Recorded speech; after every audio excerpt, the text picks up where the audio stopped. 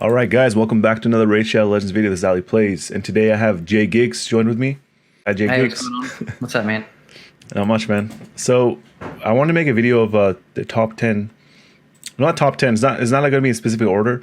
Just 10 champions that are legendaries that are viable unbooked. So Jay Gigs is going to help me out with that. All right, let's do it.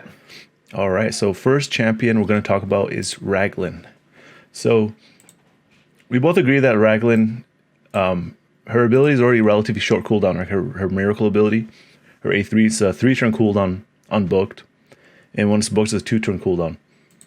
So we feel like she is viable unbooked. If you guys want the 1 extra turn for the cooldown to go down, make it a 2-turn, then that's worth it. And also her A2 ability she just gets more heals, but it's also multiplicative. It's not additive, so it doesn't add on top of that. So it's not going to be a big heal, right? Yeah, I don't think so. And it scales on her attack, so we don't really even know how it gets added in. And then her A1 ability is also just damage. So she is kind of weird though, right? Like she needs attack, but she's a support. Yeah, she's a strange one. But that revive is just, I mean, even on 3 turns, it's already really strong. 2 turns is borderline broken. You got that combo with Duchess and Raglan in Arena. God, I hate it. Yeah. So yeah, we do think that it would be worth if you can like get away with it of using 1 book and trying to get that miracle off. It's going to be a miracle, and yeah. So if you can try to get use 1 book and use that get that miracle cooldown and go down by 1, but she is viable unbooked. Is Eleanor? Okay, so Or Eleanor? Yeah, here. so here's the thing. Jay Gigs and Chosen, they pronounce her Eleanor. I pronounce her Eleanor. It's all good. Yeah, who knows? Yeah, who knows, man. Either way, we think that she is a pretty good candidate to be used without needing to be booked. First skill, she just gets damage. And I mean, damage is nice, but it's certainly not mandatory for that little bump in damage isn't make or break. And then second skill, AoE poisons. Of course, it's always nice to get the cooldown reduced, but again, not a make or break situation with her. And her last skill, you were telling me that it's actually seems better to not have this one booked if you're using her in dungeons. Yeah, because it's less likely she'll waste it early. Yeah, she always wastes it. So the issue, everybody's always talking about AI issues with Eleanor. She uses combust even if there's no poison on the enemy, so it's a waste of a turn. Wow. Yeah. So I actually do use, I still do use Eleanor. I use her in Dragon. I actually use her with a toxic set so she can synergize with herself, so she can combust the poisons as well as from her A2. So if she does A2, she's going to be putting, how much poison should she put? She places like 2, and then she can place some more with the toxic set. And now maybe if you try pairing her with that new rare chick that does the poison sensitivity. Oh, that might add up quick. It's a good idea, man. Yeah, so definitely Eleanor does not need any books unless you want that cooldown reduction on her A2. That's about it. So Lysandra, me and Jay Gigs both discussed it. We think that her damage on her A1 does not need to be increased because she's a support. She doesn't do enough damage to warrant increasing her damage. Her A2 ability, the cooldown reduction is nice to have, but the damage, she doesn't need it again. And her A3 ability this is her best ability. Yeah, this is her best ability. Is like probably the best turn meter manipulation move in the game. It places increased speed and also fills the turn meter of allies by 30% and decreases the turn meter of all enemies by 30%. So I actually think this ability doesn't need to be booked, but she is viable unbooked because most of the time people use her in arena, and then you probably just need to use this ability once. No, that's it. What you were saying about that turn meter being the best, it's so dirty. I mean, it's basically a 60% turn meter boost if she lands on the enemies. Yeah, she's crazy, man. I couldn't even get her. Do you have her? I had her on my old account, and she's like the only thing I missed from that account because I still don't have one on my new account. Yeah. Wait, do you still play your old account? I don't. I keep saying I'm going to, but I've got too much going on to play 2 accounts. All right, we'll move on to the next one. Jay Gigs, you want to talk about this next one?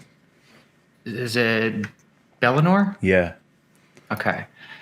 I mean, I know not a lot of people love Eleanor anyway, but one thing he does have going. Maybe it's the hair, the part in the hair. Yeah, it's a combination of things, man.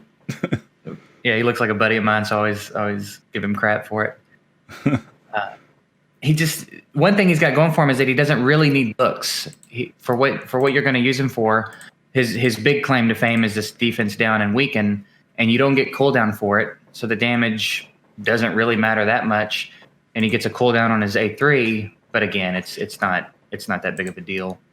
Yeah. So he's pretty much as mediocre as he's going to be straight out of the gate. So you don't need to bother timing him. You know what's funny though, because when I saw him, I saw that he had decreased defense and weaken. So I was like, oh, this guy's gonna be good for Spiders 20, right? Yeah, but he never uses on auto. Really? Yeah, that's the issue. That's one of the issues. I did not know that. Yeah. Wow. I've also seen some big damage with him in Clan Boss. If you build him with a lot of damage. Interesting. Paired with Xavier or just I think by himself. on his own? Like basic hits, he's like doing over 100k. Interesting. Yeah, but I think there's like Uber tier artifacts. Yeah. Yeah, so definitely you guys don't need books on him. And yeah, let's go on to the next champion. All right, so the next champion is Venus. So Venus, what makes her really good is that she has, everybody knows she has poisons, she has HP burn, she has decreased defense and weaken. Like what more can she want, right? Yeah, really. Yeah, so why are we saying that she doesn't need books? Is because she does not increase her chances of placing poison if she has any books. Just the damage, but in Clan Boss, you don't need to be doing damage from your basic attacks, mostly from poisons or debuffs or proccing of the tier 6 masteries. Her A2 ability, it does increase her chances of placing decreased defense and weaken, but it's already at 75% chance. So if you want to save your books for someone else, it's a good option. It also doesn't decrease the cooldown of her ability. Her A3 ability is an AoE, and it plays the HP burn. It's a 50% chance. The chance does increase, but I think HP burn is overrated in Clan Boss, man. What do you think? Yeah, I agree. It's useful in Spiders, but beyond that, I don't know that it may be early game Clan Boss, depending on what you have at your disposal, but it's definitely not what you want to be shooting for later. Yeah, for sure. And also, fourth ability. She does have fourth ability. Most people don't even use it because they don't have Cupidus and Venus at the same time. Yeah, that's about it for Venus. Do you have anything else to add? Her I just looking at her cold. She's so good, like straight out. Her A2 is already on a 3 turn. Dude, Cold Brew just got her. Oh, that's right, he did. Yeah. So he just randomly decided to pop one. Yeah, I've always wanted one of these. She is great. I have her, and she's pretty amazing. So right, next we're gonna move on to, I think we're gonna go all the way to orcs. So next Angar. guy, yeah, Angar. Yeah. He's cool too because he doesn't need a ton of books anyway. But he to do what he does, he doesn't really need them anyway. He gets the typical damage bump on the A1, and then he does get a cooldown reduction on the A2, which would be nice. But it's still a really effective skill. So it can be used very effectively without books anyway. And then the extra 10% chance to land the provokes with his A3. It's all a nice little bump, but he's kind of a beast for what he's for right out of the gate. Yeah, he's actually better. So he did get reworked recently. So he's better than he actually is. What people saying he is. Well, for a Void Legendary, he is not on par with the top tier ones, but he is pretty good for a Legendary. If you take out the Void, just don't think about the Void. Right. So I will do a video on him. My brother actually has him, and then he was excited with the rework. He does use him in Arena, so I'll be doing a guide on this guy, and he's pretty beast. He looks awesome too. I really like the orc skins. Next guy, Rollbar, or the robber. Wrong video. Yeah, little sneak peek for what's to come. So this guy just gets more damage if you book him. Most of the time, it's not really warranted because legendary books are hard to get. So increasing your damage is not really important, unless it's like a 15% boost or 10% boost on the first level. His A2 ability, you can decrease the cooldown of 3 turns. It's an AoE that places decreased defense, and it's already a high percent chance to land his decreased defense anyway, 75% chance. And if you book it, it's going to be 100% chance. But 75% chance, I believe, is good enough, especially since Rollbar is not one of the top tier legendaries anyways. He is good, but he's not top tier. Yeah. And his last ability just does more damage. Anything else to add? No, that's pretty much it. He didn't Yeah, there's not too much to go over with him. It's really the AoE defense break, I think, is his claim to fame. Yeah. And 75% chance is pretty solid as Also, it is. if you have you watched Hell Hades' video with Rollbar? On Rollbar? I have not. I think he got him to go like 6 times in a row with his basic attack. Oh, really? He uses Relentless set with him because his basic attack he grants an extra turn if he places stun. So if you build him with high accuracy, he just keeps stunning the whole enemy team. It's pretty hilarious. Interesting. Yeah. A1, he just gets more damage. We've covered that a good bit. His A2, it does get a cooldown reduction, but it's quite a few books to that cooldown reduction, and it's a pretty good skill because if it gets a kill, he gets another turn anyway. So the cooldown is not super huge on this one, and then from there, his other 2 skills don't even need books. So the thing about this guy already does enough damage. Like his A2 ability is only going to give you plus 5% per level. That's not even worth it in my opinion. And most of the time the battles are over. If you use him in arena and you're able to use his A2 and he has attack up and veil, because he does fit 40% more damage if he's attacking under veil or partial veil, fight's already over. He's a very good nuker. A lot of people don't like him. You guys can check out my video. Like I pair him with Duchess, where she actually allows him to place perfect veil and increase attack. Like she does it for him, so he doesn't need to waste his turn. And then he does AoEs, kills like 3 enemies, and then he goes again with his basic attack. So I think he is underrated. But he does need to go again after he buffs himself. So Plarium's got to do that for his rework. Yeah, that really would make a lot of sense. That A3 is kind of pointless. I mean, there's lots of rares that can do that now. You see the new rares? It's like Ragemonger. I think he buffs himself, he goes again. Right. Relic Keeper, he does that. Yeah. Yeah, but yeah, he doesn't need any books. And the next guy is going to be Lord Shazar. Dude, Lord Shazar. Lord Shazar's forehead looks hilarious, man. Never even looked at it. I've actually never noticed that. That's hilarious. Oh, man. He's a funky looking dude all around, honestly. Yeah. So basically, he's kind of a first or second turn team or part of those teams in arena. And he's got the speed lead for the arena. So that's the highest one, right? Yeah, I think he has a high speed lead. Yeah, that is up there. Yeah. Holy cow. Crazy. So yeah, speed lead alone, he's already. You don't even have to put gear on him. Just put him in the speed lead position and let the rest of your team work. But beyond that, he's kind of set up to buff himself. He gets the extra turn, and then he places the bombs. And generally speaking, the fight's not going to go on much longer. Shazar doesn't really spend a lot of time in a fight. So to get those cooldowns and all of those things is not that crucial. The big thing for him would be the chance to land the bomb. But again, it's already 75% chance. So yeah, he's going to land some of them. Yeah, most of the time you're only going to get one of these bombs go off, and usually the fight's over when the enemy takes their turns. As long as you have Lord Shazar at 100% crit rate. So yeah, he definitely doesn't need any books. Lord Shazar. Last pick, Harvest Jack. Yeah. All right, so I actually have my Harvest Jack unbooked, and J Gigs has his booked, right? Yep. Save one book in the last skill. So we do have different perspectives on Harvest Jack.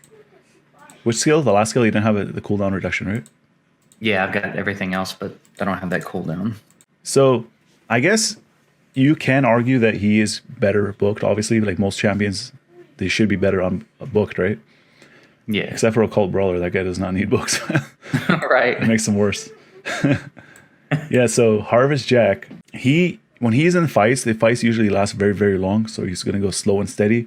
He doesn't really get a big boost from his basic attack. As you can see, he just gets the damage plus 5% per level for like 2 levels of that. And the debuff chance goes up by 10% when you max it out. So it's not really a big deal. Also, I think there's lots of wasted slots. You can see there's damage for 5 levels. And then cooldown -1. 4-turn cooldown is not bad, I would say, because he is in the fight for a long time. So he is going to get a chance to do this again. Lord of Terror is A3 ability. This ability is actually pretty good if you want to book it, but it's 75% chance is already high enough to place True Fear. And the damage, I feel like there's a waste on his kit, plus 5%. And yeah, you can get that up to 100% if you book it, 4-turn cooldown. So I don't feel like he needs any books. How does he perform for you with books? He does well, but I don't know that it would be drastically different, honestly, because like you said, 75% chance on an AoE, he's bound to land some of it. Yeah. And his A1 is a 3-hitter. So even though it's only a 25% chance, he's hitting 3 times. So it's a little more likely that you're going to land the debuff there. And then the cooldowns, I mean, as usual, they're nice to have, but I think that he's useful. His stats are high enough. They're easy to scale, and he'll serve his purpose fine if you gear him decently without the books, I would say. Do you still use him? I use him in Faction Wars a lot, and I play around with him sometimes in different combinations for dungeons. Do you think that, would you, like, if you could start again, would you use books on him or no? If you can refund your books, would you or no? I probably would not use them. If I could have him back, I would take him back because I wanted him to be more than he was. I thought with him being an HP champ and having his damage be based on HP, I thought he would do more damage. Sir Nicholas style, man. Exactly. Yeah. But yeah, I mean, I guess if you're going to use him in arena, it can be nice. But again, I think he performs fine without him. All right, so that's going to be it for this video. Obviously, there are more champions that are viable unbooked, and there are champions that are better booked. So I might make part 2. I don't know if Jay Gigs will be on part 2 or not. We'll see what happens. But yeah, we expect more collaborations in the future between me and Jay Gigs. Thank you for having me. I appreciate it. And I'm looking forward to doing more videos with you. Yeah, make sure you guys subscribe to Jay Gigs. You guys might know him as DJ RNG. He does all those skits with Plarium, the raps. Very entertaining guy. Great guy. Make sure you guys subscribe. So link will be in the description to his channel. We both hit 5K subscribers like 24 hours apart from each other. If you guys found this video helpful or entertaining in any way, make sure you guys drop a like. And if you guys are new to the channel and you like what you see, then consider subscribing. Obviously, I make Racial Legends content, so does Jay Gigs. Subscribe to his channel as well. And as always, thank you guys for watching. See you in the next video. Later.